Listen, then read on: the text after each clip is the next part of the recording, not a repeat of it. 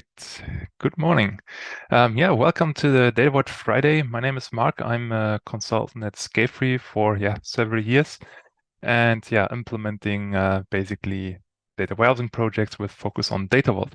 And this is the Data Vault Friday. So for those who are maybe new to the Data Vault Friday, so we catch your questions every week, and then we pick some of them, or at least one of them, for each session, for each week, and discuss this, or respectively provide you an answer or provide you a solution for your questions.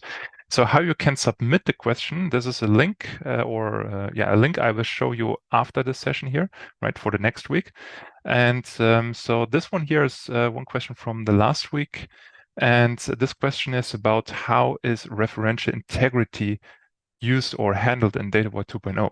So first of all, referential integrity is a Data Vault quality concept to make sure that in all child tables, all keys which have a reference to another table, to the parent table in this case, that all keys which are there are also present in the parent table, right? So, and this is done, or referential integrity would do this during the insert, right? Checking while you're inserting the data into the table, whether, and this table or this column you're loading the data into has a reference to parent table, right? It would make sure that all the keys or IDs or whatever it is, right?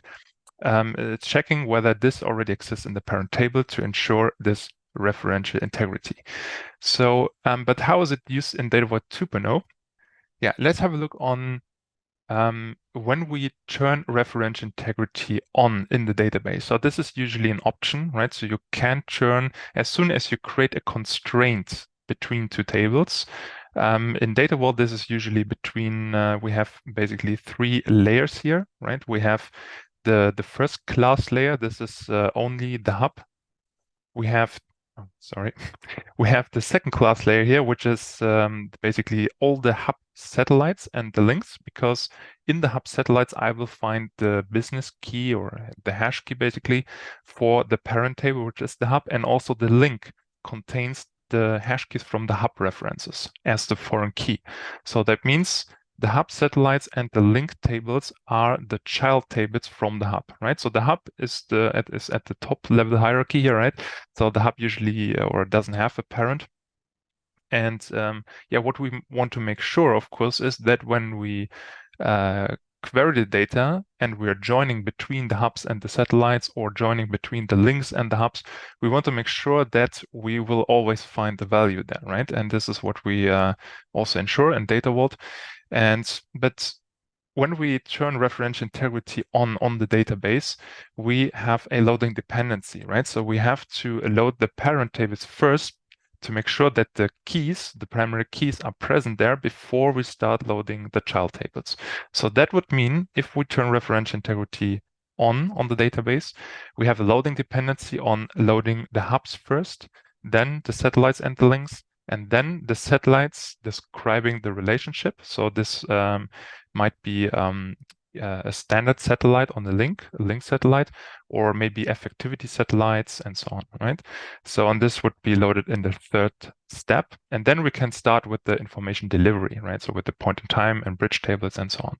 So this looks like, that was the status also in Data Vault 1.0, as we didn't integrate the data by business keys, but we used sequences there, right? So we used, as the primary key, we used sequences in Data Vault 1.0, and that's the same situation, right? So as soon as you generate your own keys during the inserting process, you have to make sure that the parent table's already loaded first, right? So, but this is what we want to, let's say, get rid of. I mean, referential integrity turn on can make sense to ensure data quality handled by the database itself, right? But let me show you another approach, what we usually do to really ensure to load the full raw data vault in parallel, right? So without having this loading dependencies between the hubs, links, and the satellites in the raw data vault.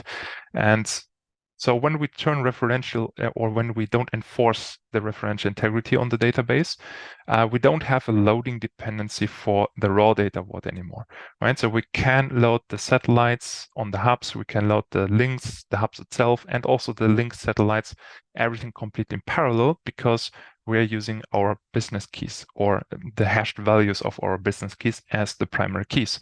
So it's completely generic, right? So I don't need to wait for the parent tables until they are loaded, that I can search for the sequence there to use them as my foreign key in my child table. So I can directly load instead all the tables, all the raw data vault and tables in parallel. So, but the thing is, we turned off referential integrity. So this is basically also in all the TP databases like SQL Server, Oracle, so the classical on-premise databases, they usually can turn it on and or off without any problems.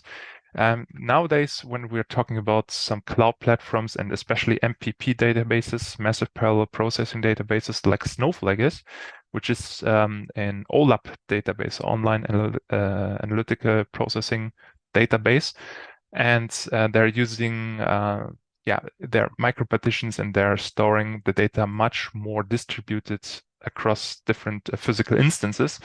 It is they don't enforce referential integrity by default, right? So you cannot with my current status of knowledge, you cannot turn referential integrity on, for example, on Snowflake.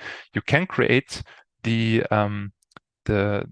primary foreign key constraints to have a logical view on how the data is connected with each other, right? So which tables are connected on which columns with each other. And this is good for when you do reverse engineering for your data model. When you create a data model, a visualized data model on the metadata of your data warehouse, you can get all the relations between the tables. But the referential integrity cannot be turned on, for example, on Snowflake. So that means we need to do something by our own to ensure data quality and to ensure that we have all the keys which are in the child tables, that we have them in the parent tables as well.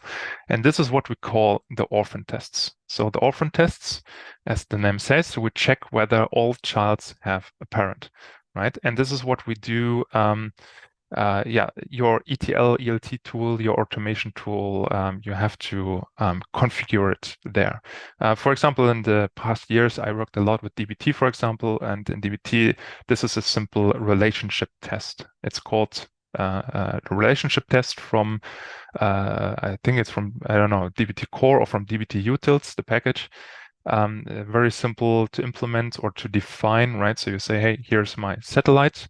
You provide all the metadata for the satellite, and then you say, hey, here's the column, the hash key, and this hash key, I need the relationship test to the hub, for example, to my customer hub, right? To make sure that also that I will find this customer business key or the hash key of this business key in the hub table as well. Right. And after this is done, after those tests are done, we start with the information delivery. I mean, this dependency we usually have always, because maybe I have different kind of loading frequencies. Maybe I load some part of my raw data vault in real time or near real time, so it's loaded continuously, right?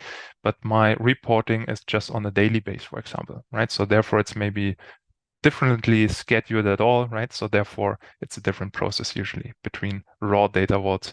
So what we call data warehousing, where we load the data into the data warehouse, and information delivery, where we pull the data out of the data warehouse by business use cases.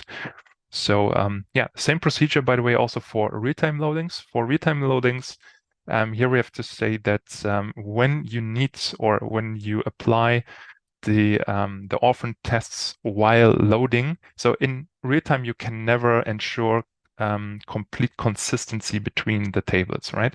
Even if you load from a stream or from a message, let's say you get customer data and you load from this mess or from this data set, you load the data usually in the hub and in the satellite and usually also in the link, everything in parallel, right? But you have to, same here, right? So you have to wait until the full loading of all those three tables is done. So that means as soon as you get the commit message from the database from all three tables, you start with the orphan tests, right? So during the loading, what we can just ensure is eventual consistency, right? So because we cannot ensure that the scripts or the data loading mechanisms write exactly the same key at the same, let's say, microsecond or nanosecond level into the same target tables. So therefore, we apply those tests always as soon as the commit messages are received from the database, that the data really is finally written into the tables, and then we start with the orphan tests to make sure that we did everything correctly. All right. Yeah, that's it from me today. Do you have any questions on that? Our recommendation is, if you have the chance on turning referential integrity on or off, is basically to turn it off, because then you get all the power of the parallelism we can do in Data Vault, right? So loading the hub strings and silhouettes in parallel, and usually it's very easy to define these orphan tests to ensure that the data is loaded correctly. You just do it in one step later at the end, in fact. All right. So when you have more questions for us, feel free to submit the question here under Scalefree or sfr.ee/dvfriday, right? Or also visit our other webinars. We do that regularly on scalefree.to/webinars. And of course, the Data Dreamland is coming up in 2 weeks. We have the Data Dreamland here in Germany, in Hanover, on the 10th and 11th of October. So check out our website if you didn't sign up yet. And we also have a Data Vault community now for several weeks now with Ignition. So together we host this platform, which is completely open and free. So you don't have completely open discussions here on everything around Data Vault. So also here, feel free to sign up to get the latest updates and get answers from Data Vault experts.